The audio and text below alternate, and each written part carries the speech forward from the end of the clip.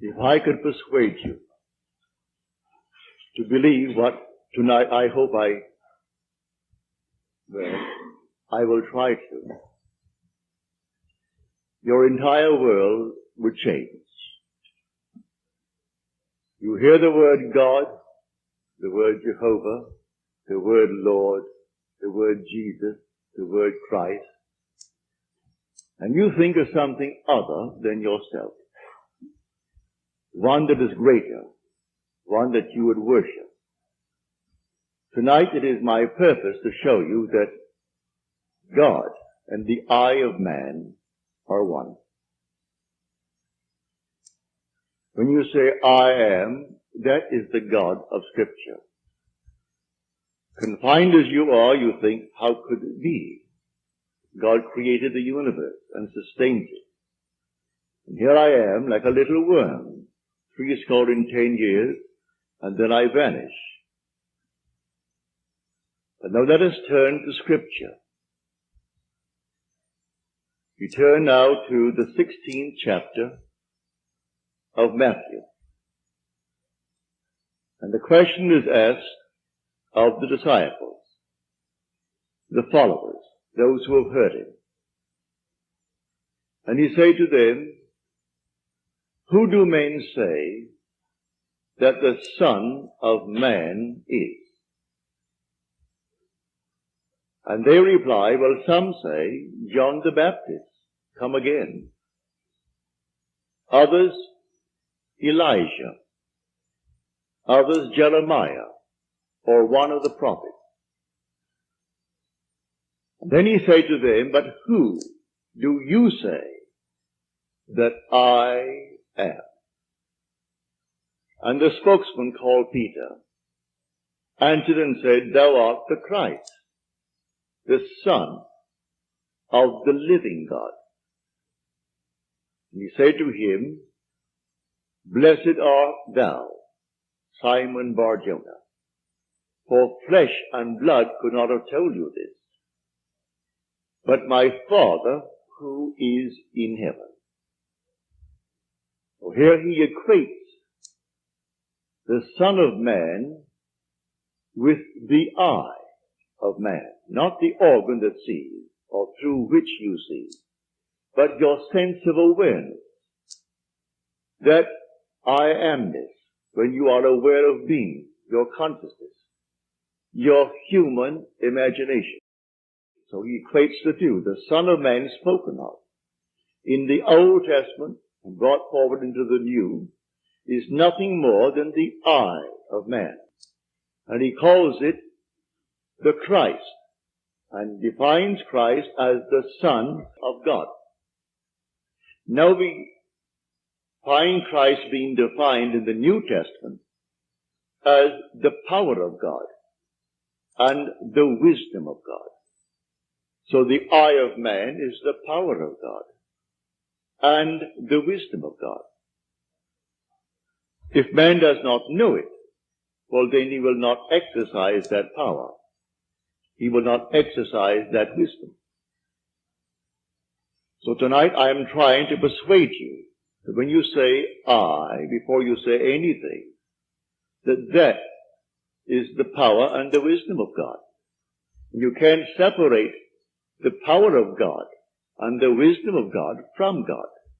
So you will say in the end, I and my Father are one, for he is called the Son of God. Now we are called upon to test this, if it be true. Can we test it? I hope you'll put it to the test. When I tell you that your own wonderful I amness is God, though prior to that you believe that you are little something, moving across the earth for a few years, 70 years, and then you will vanish, in the hope of some restoration, but a hope, no assurance.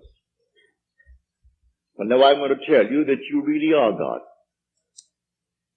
Your own wonderful consciousness, your human imagination, that is the God of Scripture. And there is no other God.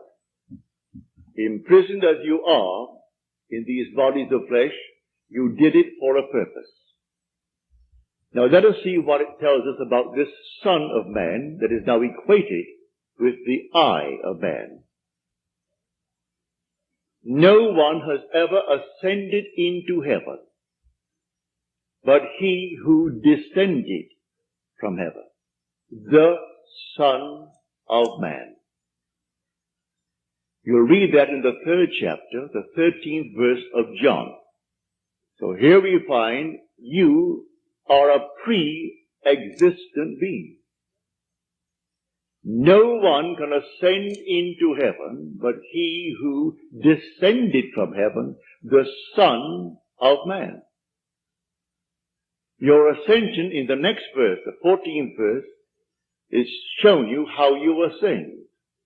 As Moses lifted up the serpent in the wilderness, so must the Son of Man be lifted up. That's all imagery, and yet it is true. You descended into generation in a world of death, where everything begins, it waxes, it wanes, and then it disappears. But there's something in you, clothed in this garment, that does die. That is pre-existent. And its home is heaven, which is harmony.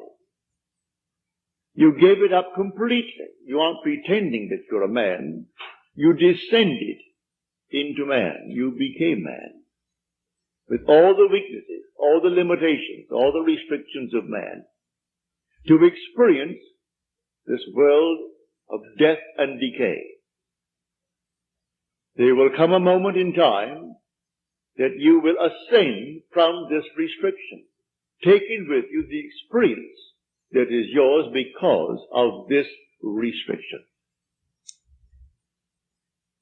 And you will ascend in the same manner that Moses lifted up the serpent in the wilderness. That was an adumbration. That was a foreshadowing. You will rise from the base of your spine, up your spine into your own skull, for heaven is within you.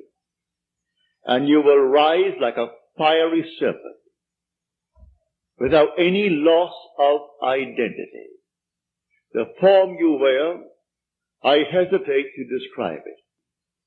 I will tell you that your face is human, your hands are human, your voice is human, but do not ask me to describe the body that you wear. It's infinite power, infinite wisdom, and yet it is a form. You are that fiery being that descended, not because of anything that was wrong when you descended. The fall is not because of any mistake on our part. It's a predetermined plan to come down into the world of death and decay and overcome it. If coming down, wearing these garments, we knew who we were, pretending that we were men, we could not accomplish it. Any more than an actor on the stage, pretending that he is Hamlet, can actually play that part. He has to actually assume it, but even then it is still with a little something in his mind. He knows he is the great actor who tonight will go home to his lovely home, and he'll take off the garment and hang it up once more, and tomorrow he'll replay the play. You don't do that in this play of God. You don't take off the garment. You wear it for your 80, and if by strength, your 80, or maybe even longer, or shorter. But the I of man is the God of Scripture. Put it to the test. Let me now, first of all, before we go into the testing of it, make clear what I said on the last lecture night, Friday night, prompted by a question that was asked here. For I had said in the previous lecture that there are ranks in heaven as they are on earth, for this is only a copy. Everything here is a shadow. It's a copy of the eternal realities. And in the 12th chapter of 1 Corinthians, Paul describes the 8 ranks. He does it many times, but he never changes the first 2. The first is always the apostles. The second, the prophets. The third, the teachers, and then he goes on. Miracle workers, healers, helpers, administrators, and the speakers in tongues. But he never changes the first and second, the apostle and the prophet. You might think, because I told you I am sent, and the word sent means an apostle, that I am appropriating unto myself a certain first rank. But now, to put your heart at peace, I'm going to quote the 11th chapter of Romans. As of old, for there are always a remnant of old, and the remnant simply means the elect of God. You're not elected because you're born by accident into some ethnic group. Has nothing to do with that. A descendant of Abraham after the flesh is not necessarily the elect of God. You are chosen from any race, any nation, any religion. Well, how the choice is made, no one knows. It remains the Father's secret. But Paul qualifies it in this manner. There is a remnant to this day, called by grace. And if by grace, then it is not on the basis of works. Otherwise, grace would no longer be grace. Therefore, no one who is called and sent can brag. If he brags, he is not the sent. Because it's all by grace. He didn't earn it. It's not by merit. It is simply a secret known only to the Father. So when we are called, incorporated into the body of infinite love, who is God, and then sent, let no one who is sent raise a finger to brag, to boast, for it is all by grace. Read it in the 11th chapter, the 5th and 6th verses of Paul's letter to the Romans. So now I have stated that. So do not think for one moment when I tell you I have been called and sent that in any way I am trying to act superior. For there is no intrinsic superiority to those who are called. Now he uses an analogy which I do not think adequate, but you can read it in the book itself. He uses the analogy of the human form, that not all are head, eyes, nose, teeth, and so on. But that is a weak analogy. Nevertheless, he uses that to show you the different parts in one body. But now to come back to make this a very practical night. Believe me that when you say I, before you say I am John, I am Bill, I am this, I am that, I am the other, you are declaring yourself to be. And that sense of being is God. That's God. Now what are you going to put on it? All things are possible to God. All things. You could say now, as you're seated here, after first affirming that I am, you could then assume that I am, and you name exactly what you want to be. If you believe what I tell you about your own I amness, and remain faithful to what you have assumed, that assumption will harden into fact. When you pray, in the true sense of the word, you do not pray to any external God. That was my command when I was sent down with the blue bloods. Has nothing to do with the social structure of the world. It has only to do with church protocol, all external worship, all ceremonies, everything that leads the individual outside of himself. To put a little cross on the wall and then bow before it and see it as something external is not what Scripture teaches. Buried in the Old Testament there is a pattern. So he said, taking the 12, we're going up to Jerusalem. And everything written about the Son of Man, which is the I of man, will be accomplished. But they did not understand what he said. It was beyond their ability to grasp. He is going up, and only the one who has experienced Scripture, which means he has actually resurrected the pattern, playing the part that is the central part of Scripture. He resurrects the pattern, all within himself. He plays all the parts. He is the one who is born from above. He is the one who comes out of the grave, unassisted. He is the one whose 3 witnesses bear witness to his birth from above. He is the one they cannot see because he is now spirit, yet more real than all the flesh in the world.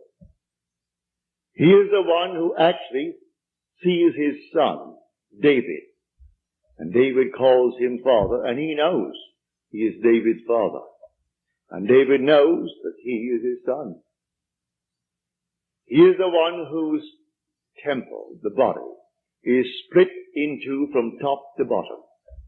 It is he now who ascends like a fiery serpent from the base of the spine up into the skull. He is the one on whom the dove descends and lights upon his hand like Noah in the ark. And as Noah brought the dove into him, you bring the dove to you, for man is the ark of God. And as the ark contains all things within itself, man contains within himself all things. Everything he creates from within himself. And this pattern, the individual awakens within himself. And who does it? The I of man. And that is God. Now tonight you can test it, as you are called upon to test it. Test yourselves and see. Do you not realize that Jesus Christ is in you? Unless, of course, you fail to meet the test.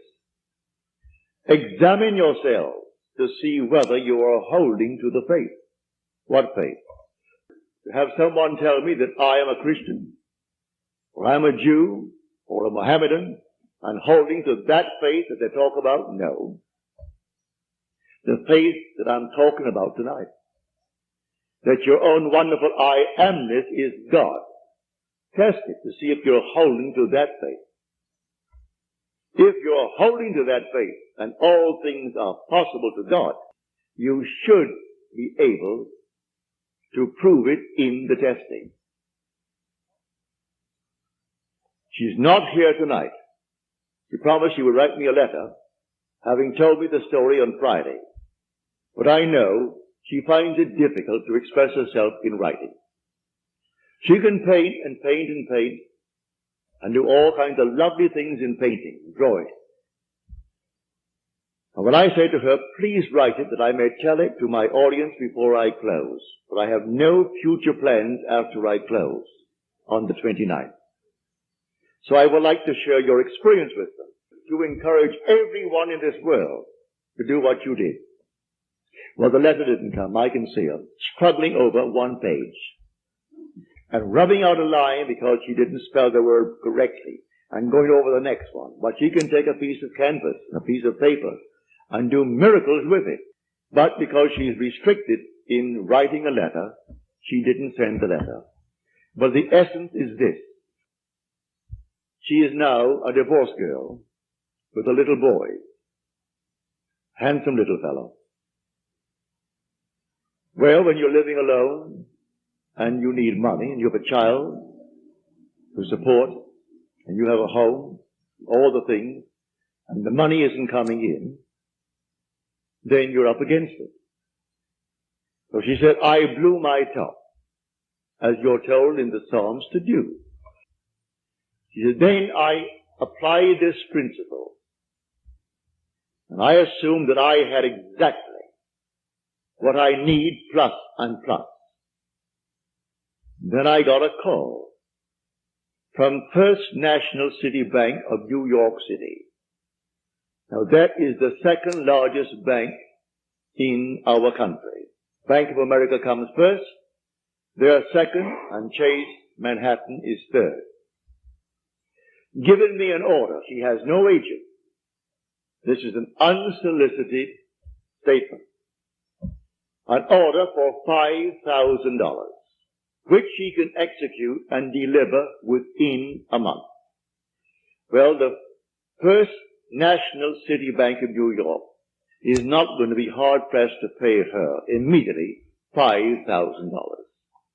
If she called them and told them to pay it in advance, they would willingly pay in advance. And she said, I can execute that order in 1 month. But I want the details. I had hoped she would send me, as she promised last Friday, but knowing her restriction concerning the use of words. She can use the brush and use the pen and use the pencil, but she's limited in the use of words. Eventually, she will send it, but I had hoped to have it by tonight. So I could give you exactly what she did. But this is what I do. Having convinced myself through experience, I have come to the conclusion that because I am aware that I am, that is God.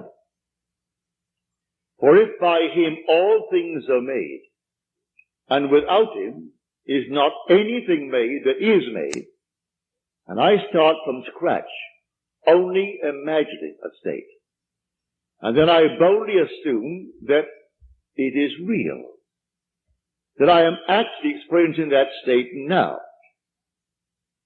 And then in the not distant future, that state crystallizes in my world. Well, then I have found God. I have found the source of the phenomena of life. My only concern then is to share it with others and tell them, for they're all one. We are one. No one is greater than the other, not fundamentally. In his claims of what he is in the world of Caesar, he has more money, or he has so-and-so and so-and-so, but basically the same creative power in the man tonight behind bars serving life is the same creative power of the one who sentenced him to life. It's the same being.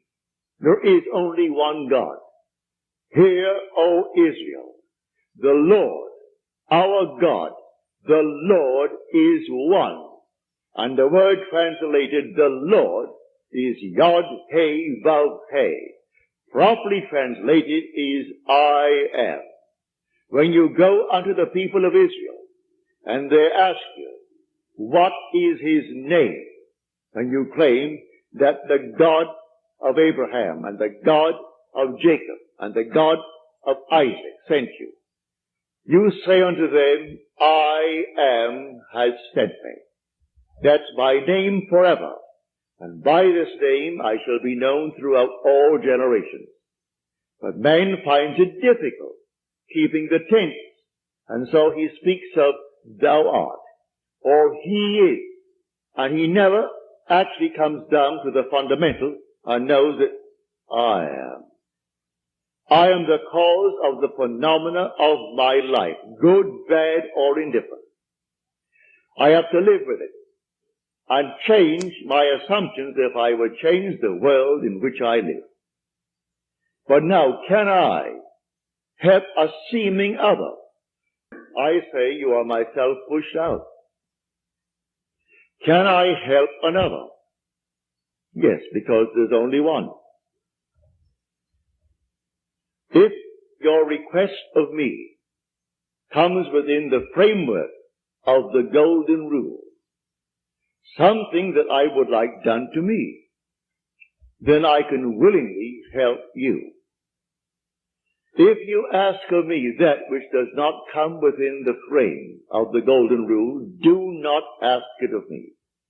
I grant you complete freedom to go elsewhere and go to anyone who will tell you they can do it in spite of what he said. Go ahead. But if anyone asks of me any request, all that I do is this. It's so simple.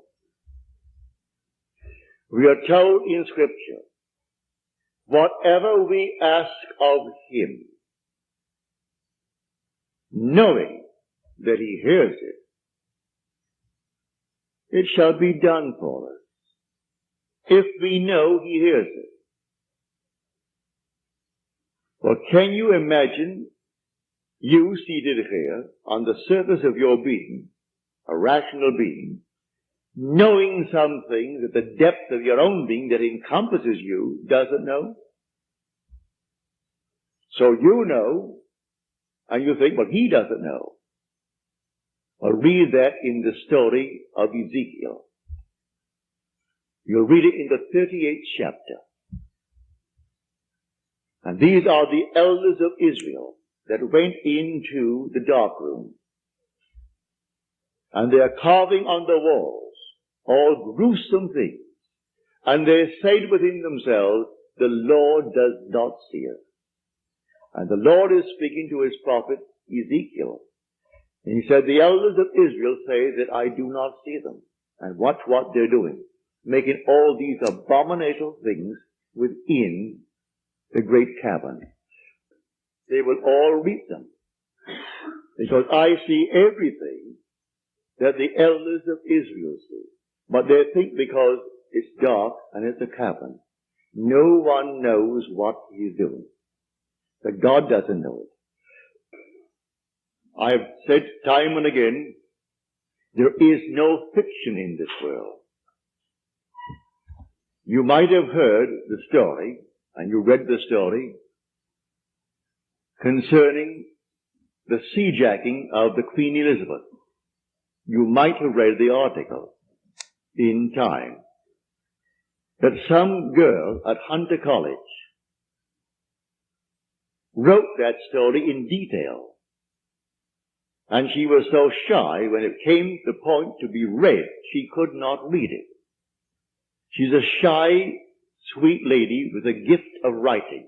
She wrote that in detail, including those who seemingly participated, a terminal case in cancer, and one who is running away from the law, who has not a thing to gain, and therefore is quite willing to blow the Queen Elizabeth with 2,200 souls aboard. And everything is completely in detail in her fictional story. If imagining creates reality, there is no fiction. So, someone expressed her thought and called the captain while at sea and demanded $1 million and would settle for $350,000.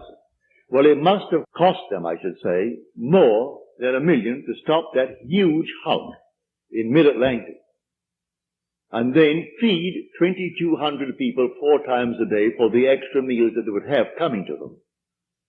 Plus all the things that you put it all together, it would cost more than $1 million. And a little girl, possibly writing this for her PhD or writing it for some reason. And she writes it in detail. They gave her name so you can contact her. They gave the school is Hunter College in New York City. And everything in detail is told in that story.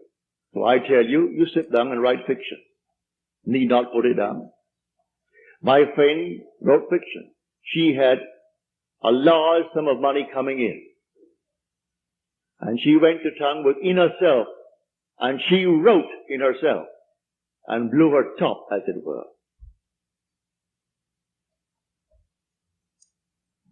Thank you, Harry. Thank you. Didn't drink enough tonight.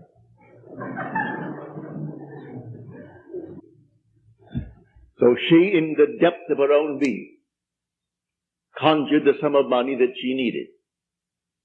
Beyond, always go beyond. So we are told in the psalm, be angry, but sin not. Commune with your own heart upon your bed, and be silent. Yes, blow your top, but do not let the sun go down upon your anger. Be silent as you commune with self. You don't commune with another, for the self of man is God. So be angry, but sin not. Commune with your own heart upon your bed. Not communing with another, and then you actually know exactly what you want. And in that state, fall asleep. And in a way that no one knows, and you, in your surface mind, you do not know, it will all come to pass. Everything in the world is created this way, but man does not know it. Who knows tonight who is treading the winepress that is going to cause a change of mind in tomorrow's world? But when they do it, they are intense in the doing it. If you are lukewarm, you're told in Scripture, I'll spew you out. Would that you're either hot or cold. But because that you are lukewarm, I will spew you out. You can't do anything if you're lukewarm. You must be intense about it. You want to be rich? All right, can be rich. You want to be known? You can be known. No matter what you want, but you must be intense about it. And then commune with your own heart upon your bed, and then let it drop. You'll read that in the 4th Psalm, the Psalm of David.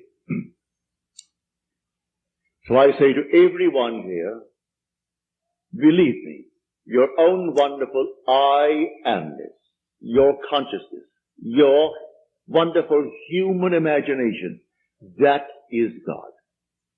And all that you behold, though it appears without, it is within, in your imagination, of which this world of mortality is but a shadow.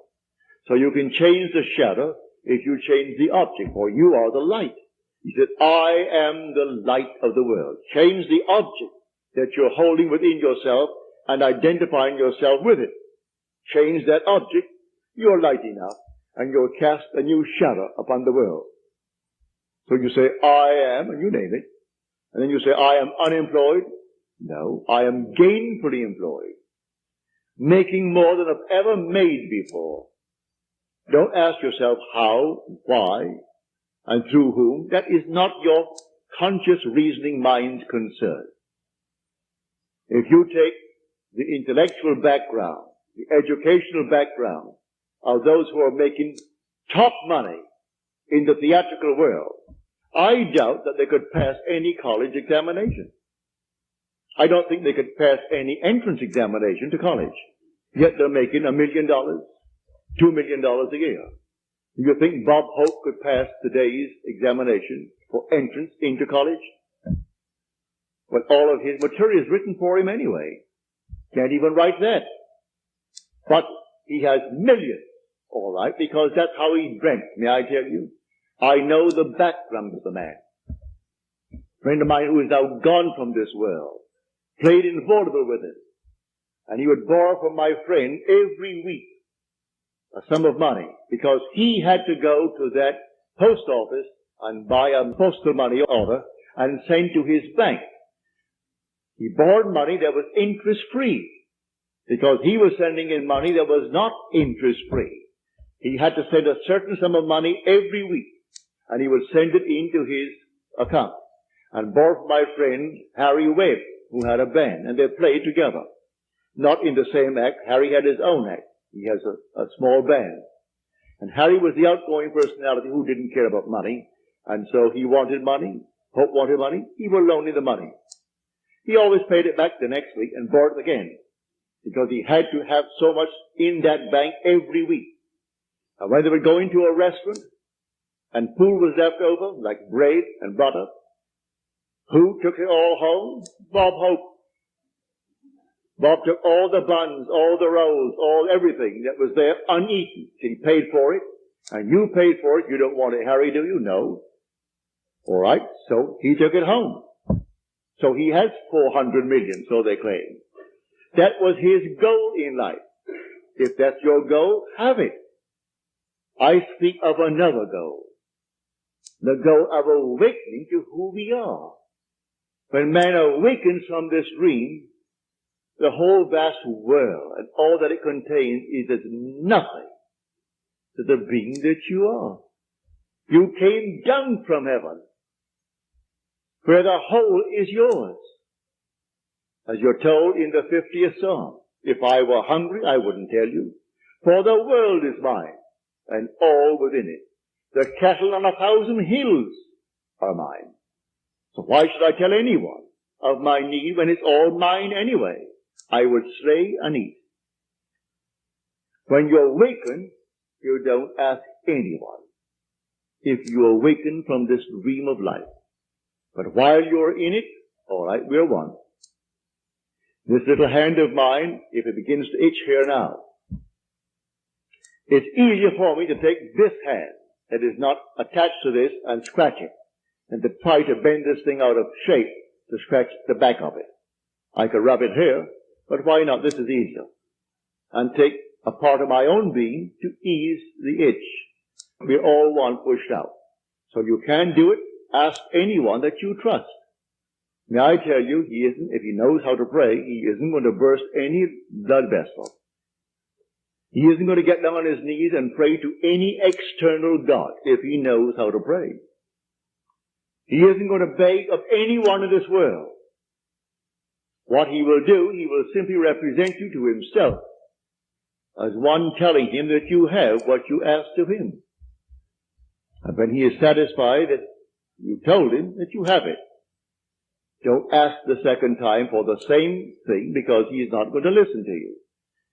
He heard it, he is still hearing it, and he will continue to hear it until that which he has heard is perfectly externalized. So don't think you need several treatments. That's a lot of nonsense. Treatments for what? It either is or it isn't. So when they start getting you on the hook and say, no, I think you'll need more treatments. You'll need more treatments. She or he or the crowd, they do not know what they are doing. When you pray, go within and close the door of the senses. Deny all that seems so obvious. And your Father who is within will reward you openly. But commune with self, for you and the Father are one. So you commune with self. And what does he tell you? Exactly what was asked of you. He heard it, and he has all the ways and means that you on the surface of your being know not of. He will do it. You can ask anything of one if it comes within the framework of his code of ethics. Don't ask anyone who knows how to pray something that does not come within his golden rule. Do unto others as you would have them do unto you. Just as simple as that. And most of the requests would come within that rule. And so you simply hear it. And then you drop it completely. And in the depths of your own being, you're still hearing it. And the Father knows all means, all ways. And so he singles out the best way to externalize it. Here in New York City, many years ago, this lady, a lady of considerable means, She left her home in New York City and went off to Paris with her 2 children, leaving her home and her maid. Before she returned, the maid took all of her furniture and took it away. When she returned, the apartment was there. Rent was paid every month. But there was no furniture, not a thing in it. She employed a private agency, told the police department, told all the authorities in New York City, and plus her private agency. At the end of a few months, they did not turn up one thing concerning that stolen property. She came to see me. I said, all right, you're seated there and I'm seated here in my apartment. Now, you are not seated in my apartment. You are seated right now. Close your eyes. You're seated in your own apartment. And you had a grand piano? She said, no, I had a piano, but it wasn't a concert grand. It was grand, but not a concert grand. And on it, I had my pictures of my 2 children. And I had pictures of the wall. She told me what they were. And the furniture, I said, all right, refurnish that place as you left it. You have a memory. She did. Now, when I stopped talking, it's because you have refurnished that place to me.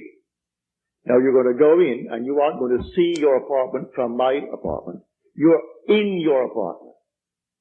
And you can feel your chair and get off your chair and feel the piano and see the children, the pictures of the children, and that's what you're going to do.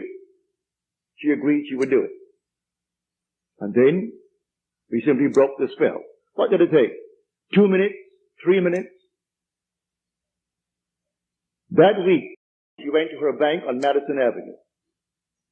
As she was coming out of the bank, she had a past history of a little mental state where she was put away for a while because she needed psychiatric treatment. And the bars on this window reminded her of her past history and therefore addled her for a while. So she came onto Madison Avenue and turned south instead of turning north, where she should have. When she discovered her mistake, she was at the end of the block.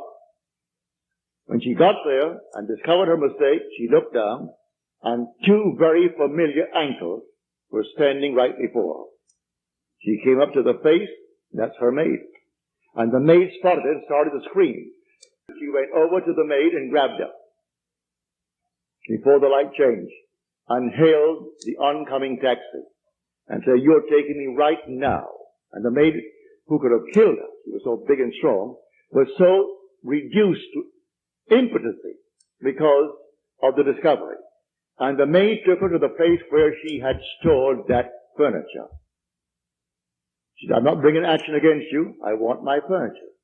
And she got it back into her own apartment within the week.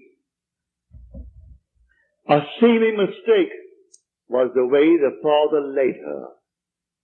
All I ask is to go to the end. If I go to the end and give thanks to the end and for the end, it's done. Now let the one in the depths of my own being devise the best means to take me to that end. The end is where I start. The end is my beginning. And that is a story that I know from personal experience. So do not attempt to devise the means and tell the one that you ask to pray for you how it should be done. He will lose all interest and turn his back and say, go elsewhere. You don't go into a doctor's office and tell him what he should do. If you go to him because you trust him, well then you either got to trust him and continue, or you're going to leave him. Well, if you go to someone that you really believe who knows how to pray, don't tell him how to do it and what means should be employed in order to do it. He is going to go to the end if he knows how to pray. The end is where we begin. In my end is my beginning. And we're always ahead of our evidence. So I go to the end. I see the whole thing done and then drop it and let it happen in my world. So to come back, the I within you now, and you say I, no matter how little you have thought yourself so far, may I tell you, you are the infinite God. And when the story of Jesus Christ repeats itself within you, you will know it's all I. No one called Jesus is going to appear. He is not going to push any stone away from you when you come out of that tomb. And then you'll know the words of John.